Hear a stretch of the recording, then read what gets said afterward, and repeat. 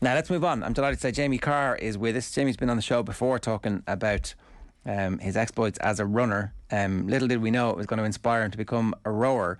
Jamie, good morning to you. How are you? Hey guys, how you doing? You're a little bit crazy. I'm sorry. I don't normally start interviews by telling people stuff like you're a bit crazy, but you're a bit crazy.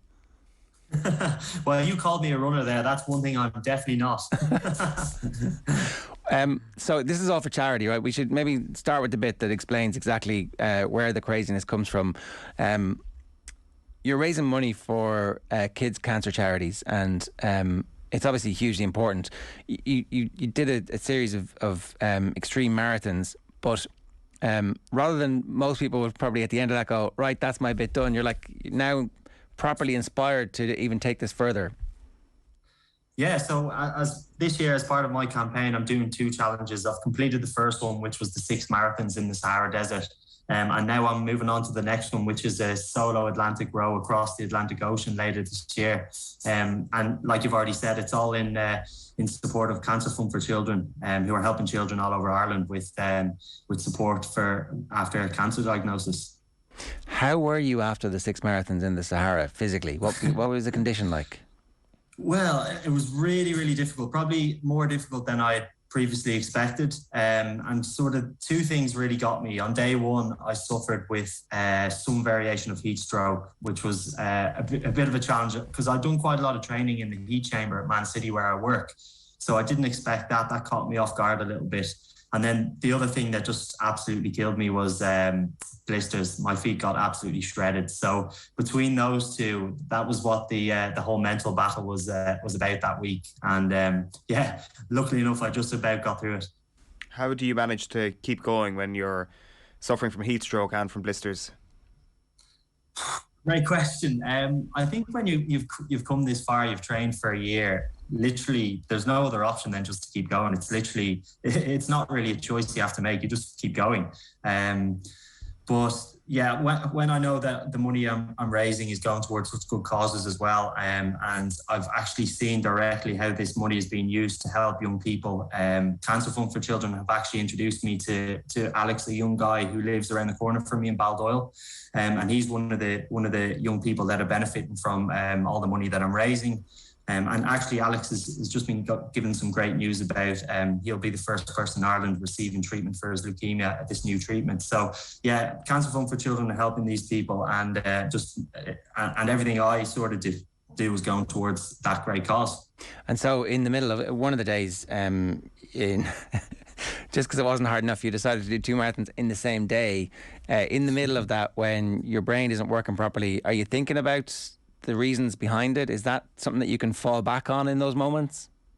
Yeah, I suppose like you're 65k in, the sun is setting, it's getting dark now, you can't see anything, there's nothing really to take your mind off what you're doing now. That's when you sort of drift into those moments and go back to the reasons why and what you're doing it for.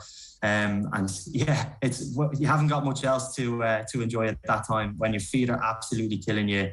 Like you said, you've done 65k and you can only literally see some footsteps in the sand up to 10 meters ahead of you.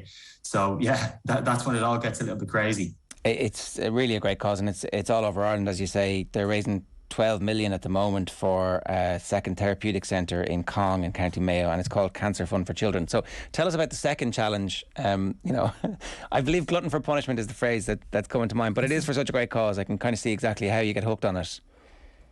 Yeah, so the second challenge is a solo Atlantic row across the Atlantic Ocean. I'm doing that as part of the Talisker Whiskey Atlantic Challenge, which is essentially a race that happens every year, and sort of 30 or 40 teams leave the Canary Islands and row across to Antigua in the Caribbean. I'm doing it solo, so there's probably only going to be 3 or 4 solos doing it in my year. And it's 3,000 nautical miles, totally self-supported, so you carry everything you need to survive on the boat. And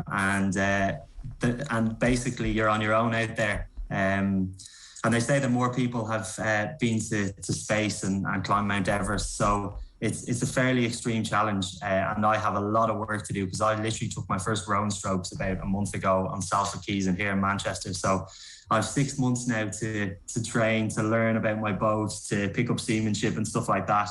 Because yeah, I'm starting from scratch. What if you get seasick? Good question. A lot of people do get seasick in the first few days, and apparently it's terrible. Apparently it literally wipes you, and it's really, really difficult to get over for the first few days. I've been out training once now for a couple of days, and I never had any seasickness. Okay. I've never had seasickness before, so fingers crossed. Okay. And in terms of like that actual seamanship, is that easy to acquire those skills quickly? Is it more a physical challenge for this one, or is it more actually learning how the mechanics of everything should work? This one is definitely a mental challenge. My first challenge running through the desert was probably more physical, because you just need to get through 6 days. This one is up to 60 days, probably at least 2 months.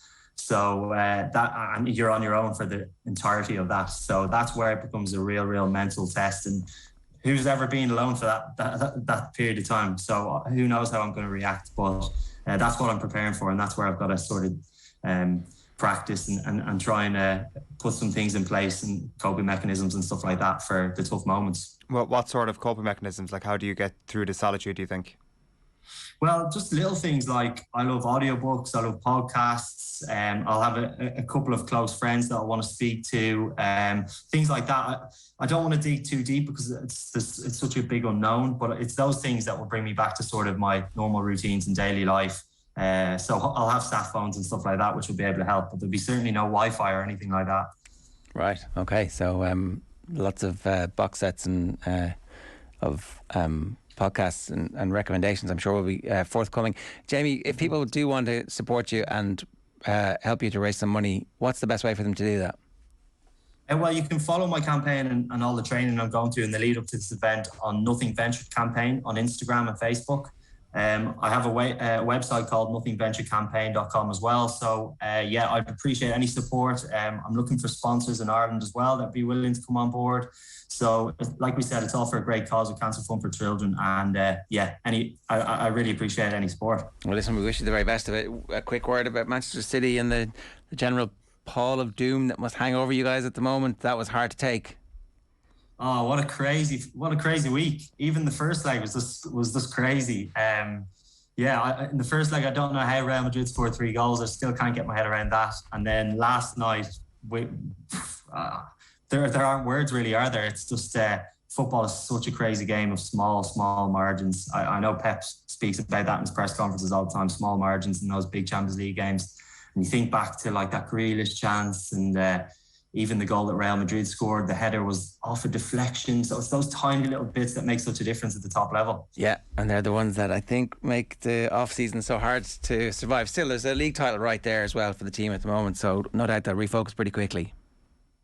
Yeah, I'd imagine so. That's the big one. Newcastle on the weekend is just another final for them. 3 games to go, right? So, win all 3 and you win the league. Yeah, I mean, as simple as that is, and as simple as that sounds, that is the truth. And if they end the season with a champion or with a league title, it's never a bad season. Jamie, we wish you the very best. Congratulations on what you've done so far, and it is all for a really good cause. So, thanks very much for joining us this morning. Cheers. Yeah, brilliant. Thanks a million for having me on. It's Jamie Carr. He's an academy coach at Manchester City and obviously raising loads of money for the Cancer Fund for Children. If you want to get in touch with us, we'd love to hear from you. 0879 180 180 is the WhatsApp number.